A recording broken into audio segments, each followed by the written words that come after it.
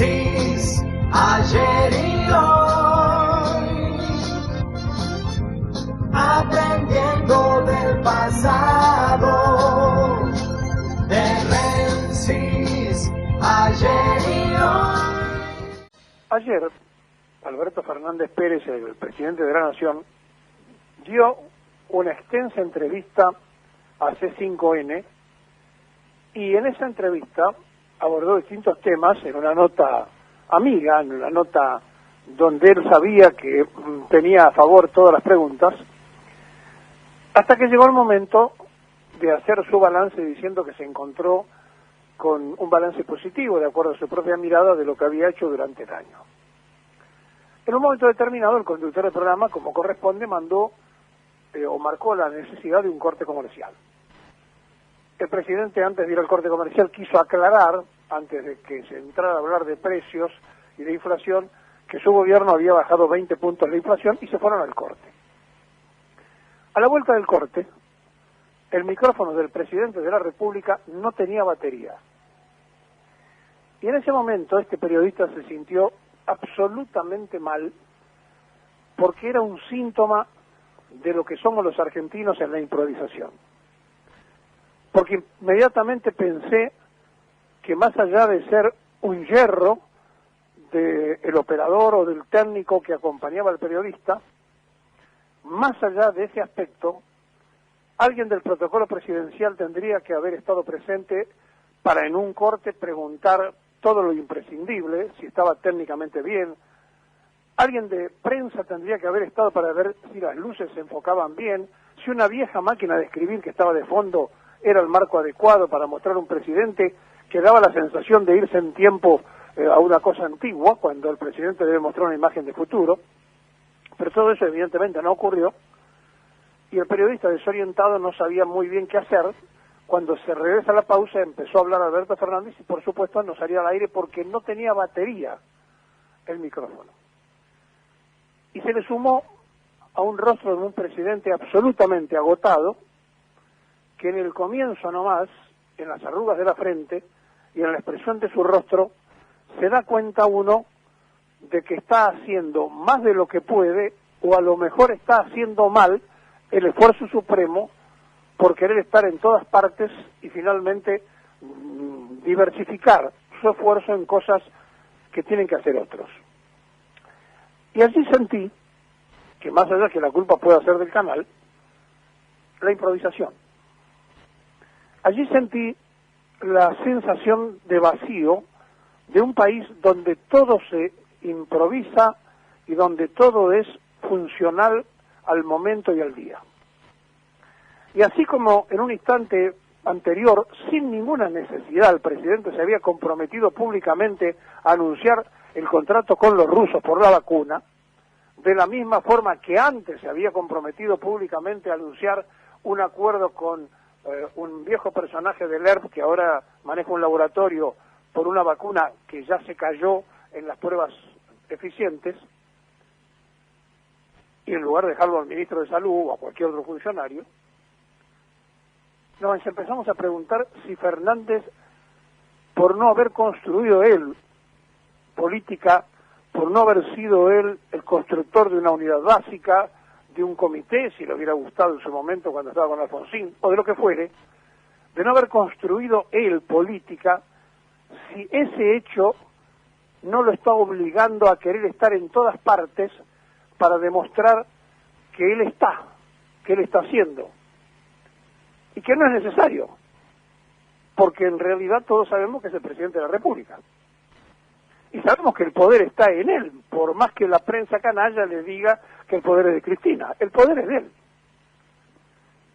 Y entonces allí sentimos la imperiosa necesidad de preguntarnos varias cosas. Y nos vino a la cabeza un ministro, el de Asuntos Estratégicos. Usted sabe que hay un ministro de Asuntos Estratégicos. Se llama Gustavo Vélez. Es un hombre de la Iglesia, vinculado al Opus Dei. Está mudo, desapareció de la escena, y en este momento donde faltan 6 oradores para que diputados termine votando la media sanción a favor o en contra del aborto, Vélez no está. Pregunto, si diputados da media sanción y el Senado también y se convierte en ley, ¿va a renunciar Gustavo Vélez? ¿O no es un asunto estratégico el aborto? Y en todo caso, ¿cuáles son los asuntos estratégicos? ¿Cuál es el rol de Gustavo Vélez? Y así podíamos preguntarnos el rol de cada uno de los ministros. Pero Fernández sigue convencido que no tiene que cambiar ministros, y me parece que eso le va a atar el futuro y se lo va a complicar. Y ojalá me equivoque, ojalá tenga razón el presidente y no este periodista, porque el devenir de los aciertos va a favor de todos y en contra, por supuesto, de los errores. En este momento están hablando los últimos 8 diputados, ya hablaron 2, quedan 6, para que se vote, pero no lo hacen por bloque, sino que lo están haciendo por dictamen, es decir, de todos los bloques han votado a favor y en contra, y entonces están hablando 4 diputados de los que sostienen la posición en mayoría, que es a favor del aborto, y por la ponencia de minoría otros 4. En este momento está haciendo uso de la palabra Brenda Agustín, que es del bloque de la Unión Cívica Radical de Córdoba. Estas cosas que nos está ocurriendo todo el tiempo nos marca como los grandes improvisadores. Y una Argentina que vive improvisando está pagando consecuencias, porque se hace cada día más difícil prever, establecer, organizar, planificar, porque para nosotros todo lo atamos con alambre y todo sigue adelante. Y créamelo que me sentí muy mal por el periodista que no sabía qué hacer, no sabía a dónde ir, y entonces de pronto dijo, bueno, volvemos al Congreso. Cuando también ahí le faltó profesión, se puso nervioso, porque es lógico, está frente al presidente de la República y nadie le dice por qué no se arregla el micrófono. Y no le podían decir nada porque lo que se le había acabado era la pila. Era un mensaje subliminal a la sociedad. El presidente agotado se quedó sin pila para hablar. Y la verdad me sentí mal. Y dije, ¿qué ejemplo de lo que nos está pasando? Fernández, ¿escuchará a alguien si alguien va y lo aconseja? Me pregunto porque no lo sé. ¿El ceremonial existe en presidencia? ¿Está el del ceremonial permanentemente al lado del presidente? ¿El presidente lo deja en todo caso que esté para decirle cómo se tiene que parar, dónde tiene que ir, qué tiene que hacer? ¿El de prensa, el vocero mudo que no lo conocemos, estará al lado de él y le dirá, presidente, hay que hacer esto, periodista, controlaste todo, técnico, te fijaste bien en este micrófono? ¿Se les ocurrirá esas cosas?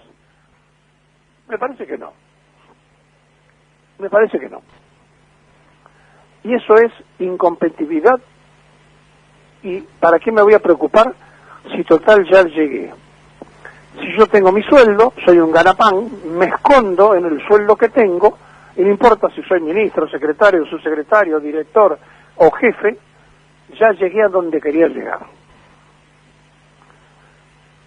La política pone a la gente en el Estado para administrar con el gobierno provisorio, no para resolver problemas de los funcionarios, sino para resolver el problema de la sociedad.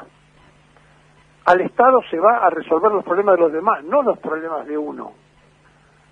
Y los ministros están pensando en resolver sus problemas individuales. Por eso no aparecen en escena, y por eso Fernández ayer apareció tremendamente agotado.